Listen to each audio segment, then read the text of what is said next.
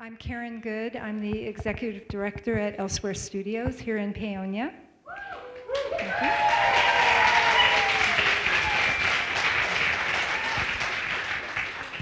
This weekend is the culmination of work that began 2 years ago in response to a request for proposals for socially engaged art projects from Art in Society, a grant-making program conceived and funded by a collaboration of Colorado Creative Industries, Bonfils Stanton Foundation, and the Hemera Foundation, with the purpose of fostering cross-sector work through the arts by supporting the integration of arts and culture into multiple disciplines critical to the health and well-being of Coloradans, illuminating and finding solutions to a wide array of civic and social challenges faced by our communities. The project has been managed by Red Line Contemporary Arts Center in Denver. Elsewhere's proposal was chosen among 23 other projects from a field of 265 applications.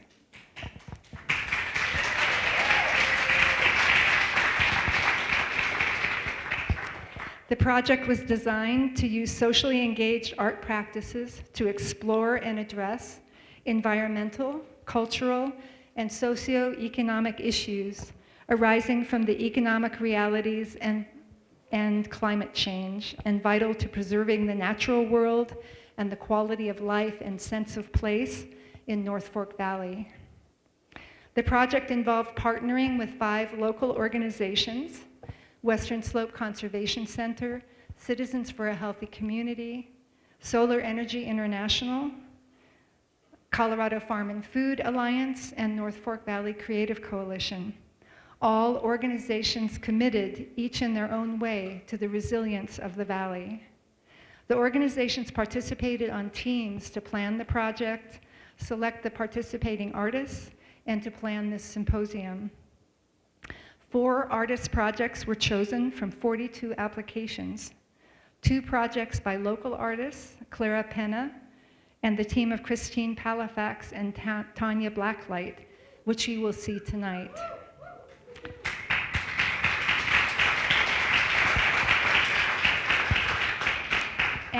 And 2 projects by visiting artists, Anna MacLeod from Ireland and John Melvin, now based between Seattle and France, who will be presenting tomorrow.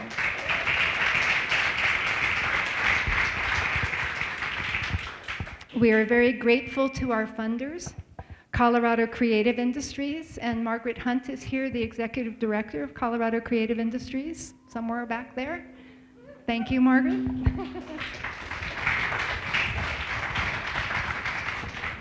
Bonfils Stanton Foundation, a foundation that made a decision to put all of their funding into the arts in the last couple of years, so I really hand it to them.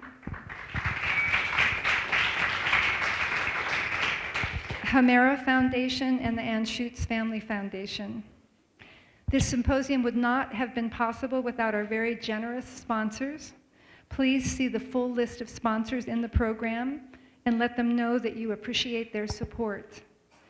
A special shout out to our major sponsors: Aeolian Acres, Agape Farm and Retreat, Bank of Colorado, David Livingston, DMEA Elevate, El Pomar Foundation, Elaine Brett, Jack Rabbit Hill Farms, and Susie Caldas Designs.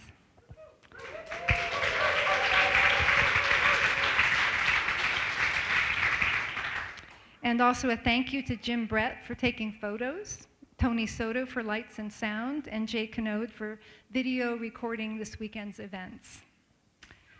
None of this would have been possible without the incredible work of Deirdre Morrison. Start crying.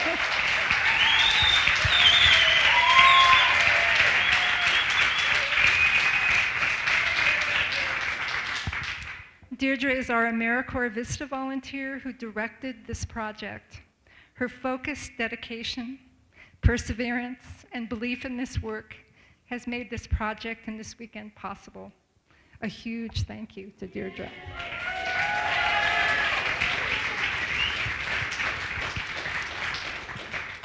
I also wanted to mention that we'll be asking folks to fill out an evaluation at the end of the weekend or whenever it's the end of your participation in the weekend, to really give us some feedback so that we can use your input for future projects like this, and also to be able to give feedback to our funders. So please take time to do that. So our first speaker this evening is Carol Fleuckiger, an associate professor of art at Texas Tech University in Lubbock, Texas. She's a mixed media artist who was recently awarded the Texas Tech University Integrated Scholar Award for projects that merge art practices and historical sources. Carol was an artist resident at Elsewhere Studios last summer and has been very involved in this project ever since, participating on all teams by Skype. Her knowledge and insights on art and activism have greatly informed this project. Please welcome Carol. Okay, hi, it's really good to be here. I've learned so much from Karen over the past year, and it's been a great team to work on with Deidre too. So it's an honor to be here. I think this is really important work, and I'm just really touched with it. So I've got 11 images to show you and 11 paragraphs to work off of. First of all, a little bit about myself. I am a professor. I'll be leaving here on Sunday and going straight into the classroom. And I'm an artist. And I was here last summer at Elsewhere Studios working on a series of mixed media drawings to illustrate an early American feminist speech, Solitude of Self, by Elizabeth Cady Stanton. She asked for she considered it to be one of her most important speeches, and she worked for suffrage, and well, she was the first one to ask for suffrage. Anyway, while I was working on that, Karen Good asked me if I would sit in on an Inspired Art at Work, actually an Arts and Society grant meeting. And I thought, gosh, of course, that sort of makes sense. It's sort of the civil rights situation happening in my personal work and with what Elsewhere was planning for 2018. Well, meeting with the arts, so I met, actually, let me get my second slide. Oop, wrong way. While meeting with the Arts and Society group, I learned that Elsewhere was crafting an artist residency program for summer 2018 that partnered with organizations in their communities, such as Citizens for a Healthy Community, Western Slope Conservation Center, Farm and Food Alliance, Solar Energy International, and North Fork Valley Creative Coalition. In academia, we call this socially engaged art. This is the class where you hit the pause button on the color wheel, the ceramics wheel, the soldering torch, the glass blowing, the nude figure drawing sessions, and ask why, how, what for, does this matter, and how does this matter? Students are asked to look beyond the approval from their colleagues, their peers, their family, their instructors, the art world in general, and cast their gaze on the world. Not the history of, not their peers, their family, their instructors, the art world in general, and cast their gaze on the world. Not the history of art, the world. Climate change, renewable energy, medicine, Me Too, Time's Up, the border. Here's a Redline Contemporary Art put out a question and answer that talks a little bit about socially engaged art. So their Q&A. Question, what's considered socially engaged art? Answer, good question. There are many definitions, but we like this one. An art medium that focuses on social engagement, inviting collaboration with individuals, communities, and institutions in the creation of art that informs a social issue. Second question, what do you mean by cross-sector work through the arts? And Redline Gallery answers, this type of work is sometimes referred to as arts and, period. The term implies the utilization of arts and culture as an integral part of creating solutions to civic, social, environmental, and health problems. Oops, let's see if I can get that up. Help, okay.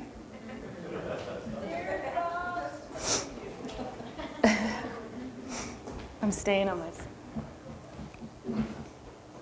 So a socially engaged program like Inspired is built around questions. Most of these are hard questions. They're hard and they're unanswerable.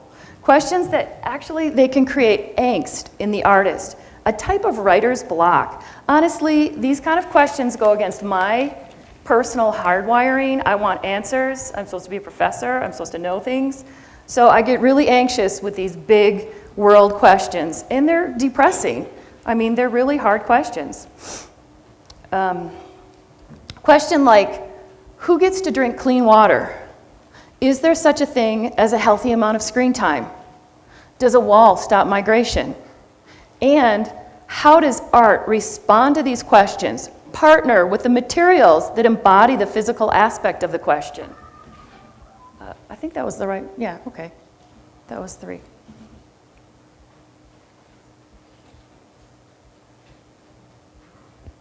I don't know where I am.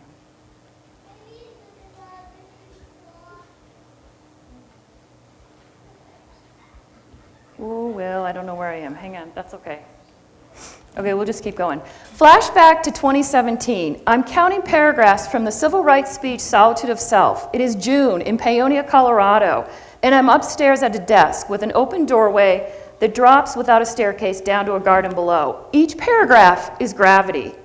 There are 33 paragraphs in Stanton's civil rights speech. Each paragraph contains words strung into sentences in 19th century language about individuality, community, the boundaries between, suffrage, equality. I need to count the paragraphs.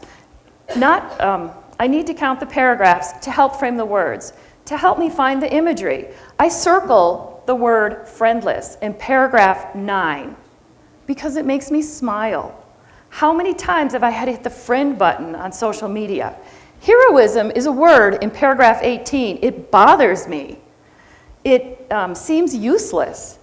I like friendless better. Humiliation is circled from paragraph 13. I want to hit the heart button on humiliation. There is energy in this work. I spread my illustrations out on the floor from the past 10 years. They're doodles. And I start to partner the imagery with the numbers with the words.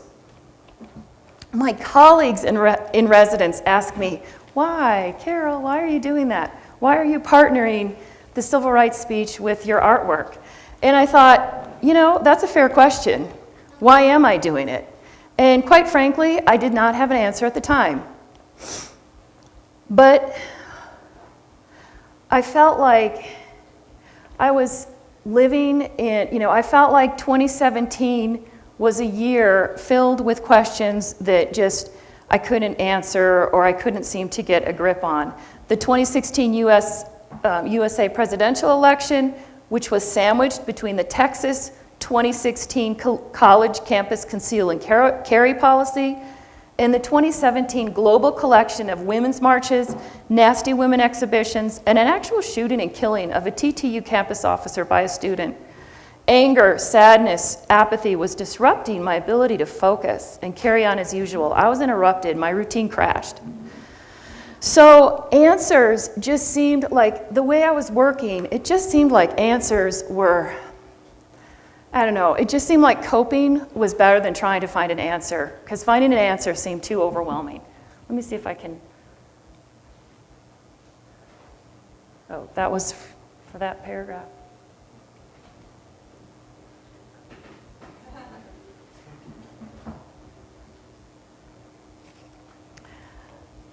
Answers seemed disappointing, irrelevant, and useless. Coping seemed a more honest approach. In order to cope, I created 2 imaginary boxes in my mind. One is the to-do box, and the other one is the I don't know how to solve it. The to-do box always makes me feel good because I can check it off and be done with.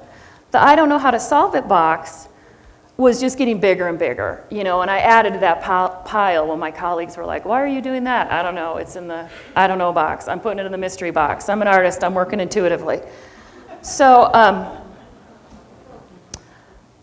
2017, when I was here in Paonia, it was an exercise in getting better at filling the I don't know box, tolerating filling the I don't know box, and even better at just being okay with that, those questions that were piling up. And even better than that, finding the beauty of it. This box is where love hugs betrayal. It's where insignificance dances with virtue. These are the words that I'm pulling from the speech, the civil rights speech. Courage takes failure for a swim. Solitary voyager fights with individuality. And women's spear kisses largest spear on each cheek. In this box, gravity is obsolete and math is freed from the logic of the calculator. Checkbooks don't need to balance, numbers free fall, overlap, collide. So that's kind of the space I was in last summer. Now flash back to 2018. I should flip some more.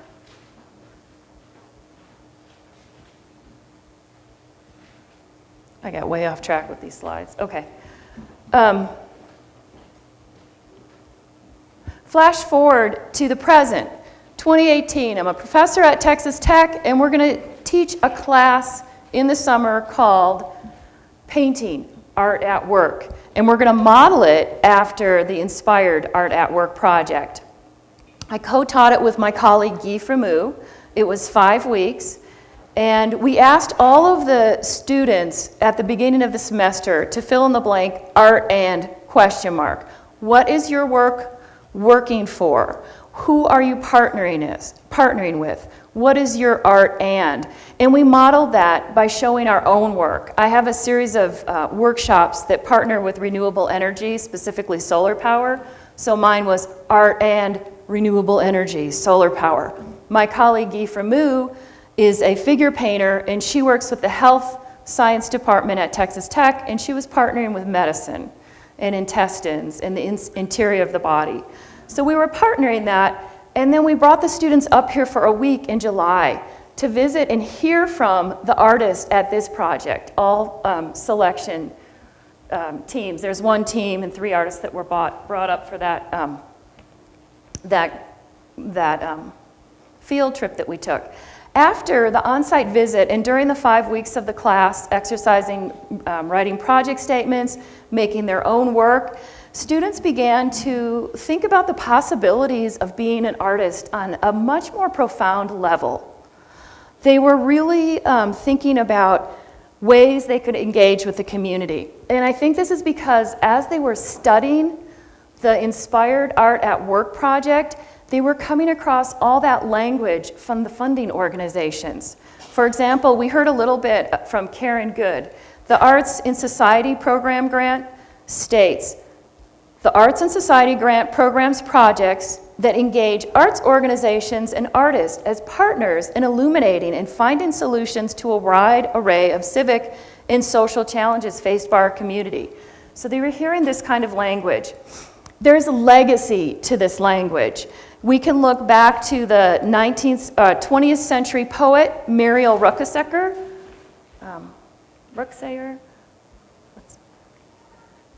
I don't even know where we're just going to leave this slide on for a moment. There's legacy for this artwork. So Muriel Rukeyser was a poet, and she was fighting for poetry during World War II in 1940s. And this is how she describes art at that time. Art is intellectual, but it does not cause thought. Rather, it prepares us for thought. Art is not a world, but a knowing of the world. Art prepares us.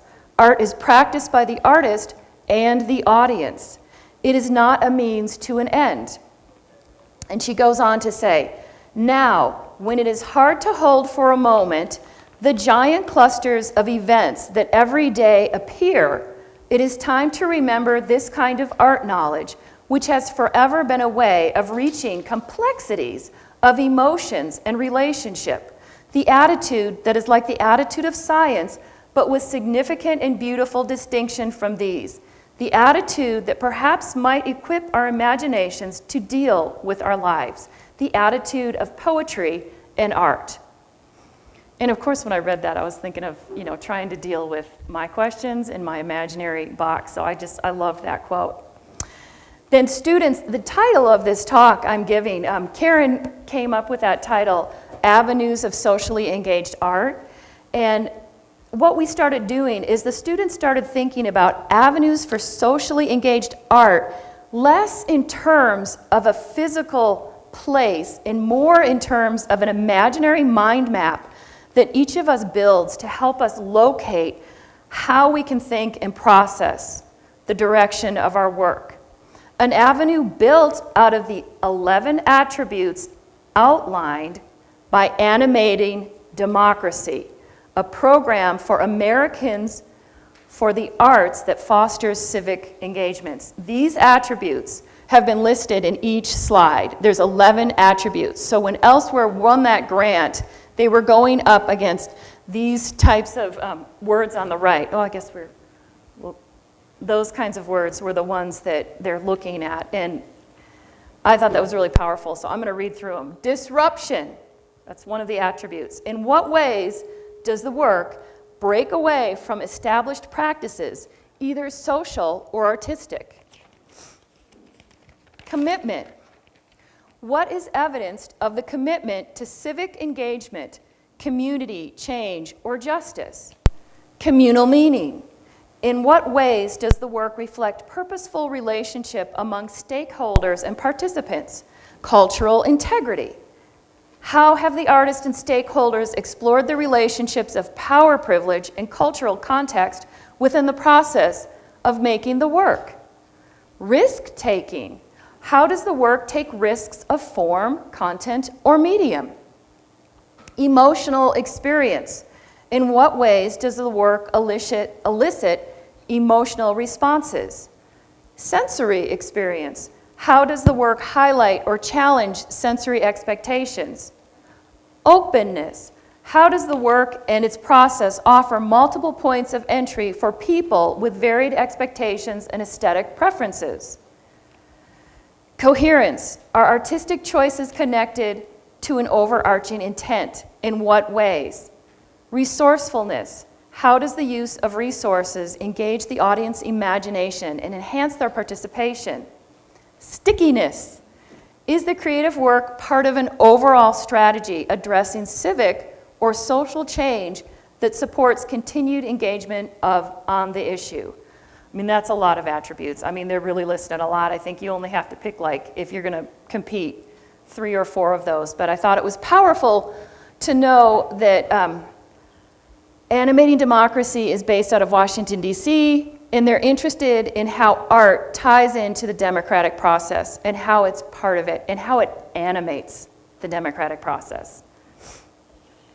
Okay, so when you take, and this is the teacher voice in me, when you take the 11 attributes of art and you partner them with form, these formal art making skills, they help us navigate how to evaluate or make sense of art. For an example, in studio art classes, students learn how to mix color, compose space, blow glass, draw nude anatomy, paint with silkscreen, and weld sculpture. While they are involved in figuring out the craft of their medium, these animated democracy attributes help them shape the meaning of their work along with the object. Color mixing quickly takes on genetic overtones, for example, as parent colors are dragged with a brush into the center of a palette and mixed into child colors. That could perhaps be cultural identity. Value scales move from black to white in even intervals. They can take on a racial tone. That might be disruption. Color intensity is assigned a contemporary television program, Breaking Bad. Maybe Downton Abbey would be a lower intensity. That would be, I'm calling that sensory experience. Oh my gosh, we're hearing this. Art students know this intuitively, and in academia, we call these two parts of evaluation form and content. But sometimes we lose sight of the magic that connects our deep absorption while making the art to larger conditions. So we practice. That's what we do in art school, form and content. We practice our craft, and then we practice what could or does that mean. And we fail a lot at all of it, but we keep practicing, right? And we're big on that. That's the beauty of the beauty of the artist studio. You have to leave room for that. Okay, to conclude, so it's a privilege to have been able to follow this program run by Elsewhere Studios over the past year in various roles: as an artist in resident and Elsewhere with a civic-minded project, as a consultant for this socially engaged project, as a teacher who brought students to study this project, and now as an audience participant with you. So as I engage with this symposium for the next few days, I am going to try to exercise my pause button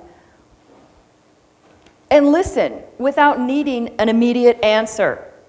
Build an imaginary avenue out of Animating Democracy's 11 attributes to help me access how art can socially engage both here locally in Paonia and globally. And remember, the act of creating art may offer a way to think about larger social problems. Maybe this approach makes sense to you. Maybe it's something you're willing to try or not. Either way, I'm really privileged and honored to be here with you this weekend. Thank you.